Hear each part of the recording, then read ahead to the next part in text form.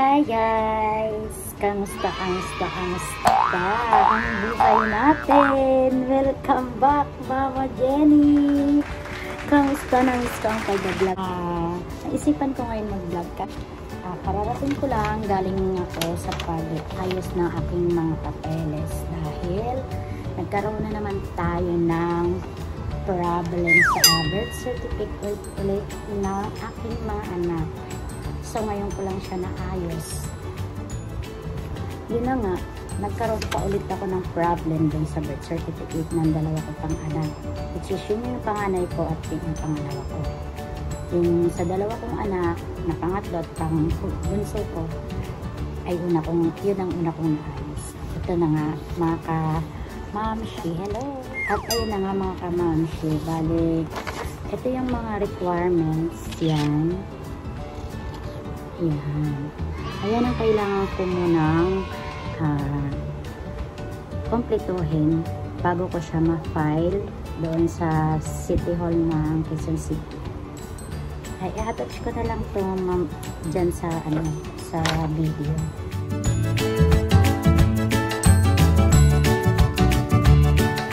Kailangan nyo po ng local birth certificate na manggagaling mismo kung saan ipinanganak ang inyong mga anak. Kunyari, sa akin, sa Quezon City ko sila pinanganak. So, doon ako kumuha sa Quezon City. All, yan. At, kailangan po ng tagtatatlong copy nun. Original certified copy na galing sa City Hall mismo. Ganito siya mga kamamshi. Ayan. Meron po siyang logo, ganyan. Tapos, kailangan po tatlo yan. Okay, ito po yung isa. So, dalawa yung anak na pinail ko. Ayan. Kailangan ko ng 6 na peraso. Okay, ayan yung isa. At ito pa. So, 6 sila. Dahil tatlo ang hinihingi. So, meron na ako local birth certificate ng mga anak ko. Next, kailangan po ninyo kumuha ng PSA na birth certificate. Kailangan po yun ng tag-isa sa bawat anak na ipapaayos nyo. Okay po? Papaserox nyo po yun ng tagtatatlong copy sa long photocopies po. Kailangan long bond paper long. Tapos po, yung certified copy na PSA po, ipapaserox nyo rin po yun ng tagtatatlo rin po. Okay po? Additional po ng mga requirements. Kailangan po nila, humihingi po sila ng 3 lang po. Alin sa mga to?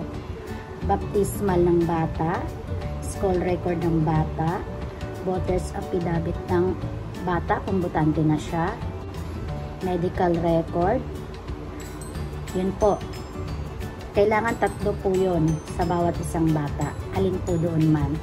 Tapos po, kailangan din po ninyo ng birth certificate ng tatay at ng nanay, syempre. Meron din po, hinihingi sila ng birth certificate ng isa sa mga kapatid nila, brother or sister. Kung meron man kapatid, yun po, kailangan po yun. Tapos po, kailangan din po ng 2 valid ID ng mga bata na kukuhaan nyo na ipapaayos nyo po. Kailangan meron po silang 2 valid ID.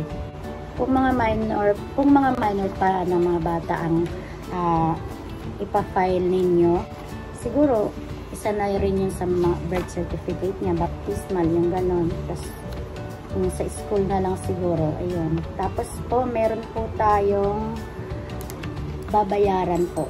Hinihingian po nila ako ng 1,000 pesos bawat isang bata. Tapos po, wala po silang interview ng Friday. Ang interview po nila is 3 PM. And dito po siya lahat. Okay po? So yun, hindi ko alam kung pagkapasa ko lahat ng mga requirements na to, hindi ko alam kung meron pang idadagdag na mga iba pang requirements or notary, ganon. Kasi po, nung naglakad ako sa Maynila ng ganito rin klaseng problem, meron ako natandaan doon na meron akong binayaran na bawat isang letra ng mali sa pangalan ko ay binayaran ko po dun sa attorney po. Meron po sila dun legal, parang gano'n. Ayan po, bali ito yung kinompare ko sila. Ito yung requirements ng Manila City Hall. Ayan. So nagkaroon ako ng idea dahil naglakad na ako. Kaya pagpunta ko doon, kinumpleto ko na siya yung mga requirements. Pero yung iba kasi, hindi sila pareho. Meron pa ibang hinihingi ang Quezon City. Tapos, hindi rin sila pareho sa bayad. Kung magkano sa Manila City Hall, magkaiba po. At saka sa Quezon City, okay? Dadalhin niyo rin pala po ang mga requirements niyo na original, okay po? Kasi po, i-compare po nila yan. Ito sa akin, ready ko na yung mga original. At saka, kailangan po, bago kayo pumunta ron, magpa-xerox na po kayo ng tatlo. Yung sinabi ko po kanina, para iwas hassle na rin po. Para pagdating niyo po doon, ay aabot niyo na lang siya. Tapos po, mag-antay na po kayo ng interview para dire-diretso po yung lakad. Okay po. Dagdag ko lang din po, siya nga po pala, ang PSA po ngayon, online na po. Online schedule na po tayo or appointment. Kaya bago po kayo pumunta ng PSA, magpa-appointment muna kayo para hindi kayo balik-balik. Katulad sa akin, hindi ko naman alam, kala ko pwede ng walk-in, pero online appointment pa rin pala. Kaya hindi agad ako nakakuha ng PSA ng anak ko kasi kailangan talaga yun. Ayun na lang ang kulang ko rin. Kaya balik ako sa 25 kasi yun ang schedule ko para makakuha ko ng PSA niya.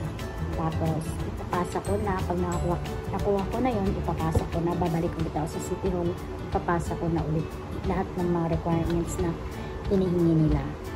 After nun, antay pala ako ng mga ilang buwan po, more than 2 to 4 months, ganon ang katagal bago po makuha ulit yung bagong birth certificate na ng anak ko na tama na yung spelling ko.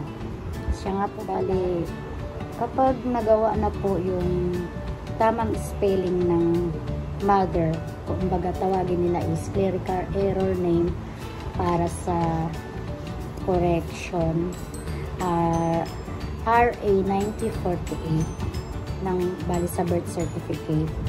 Ilalagay lang dito, bali ito yung PSA, diba? Kita niyo yan. Ito sa pangalan ko sa baba, mali ang spelling. Pag naitama ko na siya, dito lang nila yan ilalagay. Lalagyan lang nila dyan ng note na katunayan na inayos ko na at nag-submit na ako ng mga kailangan na requirements. Dito po nila ilalagay yan. Kung kailan ako nag-file ng petition, kung kailan ako nag-file ng petition para sa correction of clerical error, yan, dito po yan. Kapag naayos na lahat, dito po yung nakalagay. So, kapag nalagay na nila dito, ibig sabihin po yan, wala nang problem. Ito po, napapansin nyo dito, ayan. Ayan naman po ang pag-acknowledge ng asawa ko na katunayan ang anak ko ay nagpirma siya doon na katunayan na inaccept na anak niya itong anak ko na nandito. Tapos, bali, yan, pinapatunayan na ipapagamit niya yung kanyang apelyido sa anak ko. Kasi diba po dati, kapag hindi kayo kasal, bawal niyo pong gamitin yung apelyido ng asawa niyo. Tama po. Eh ngayon, meron na tayong batas na kung hindi pa kayo kasal, tapos pa kayo, nag-live-in pa lang kayo, maaari nang gamitin yung apelyido ng asawa niyo po. So yun po, sana po makatulong ako kahit pa paano para maiwasan na rin po ang hassle na pabalik-balik or makailangan yung requirements para dun sa paglalakad ninyo ng mga ganitong problema. So yun, nalulungkot lang ako kasi gastos na naman, alam niyo naman, Hindi basta-basta maglakad ng mga ganitong papeles, ganon. Kasi bukod sa pagod, mabayad ka, hindi naman libre. Kailangan mapaglaanan to ng panggastos. So, sana, next time, kapag may mga anak kayong dapat maayos na ang paglagay sa mga birth certificate nila para hindi rin po kayo magkaroon ng aberya or mga problem, lalo na po kung may maglalakad kayo ng mga papeles niyo, okay? So, yun lang. Sana nakatulong ako sa pag-update ko ngayon. At God bless, na-miss ko ulit kayo. Okay po, salamat po. God bless po. Bye!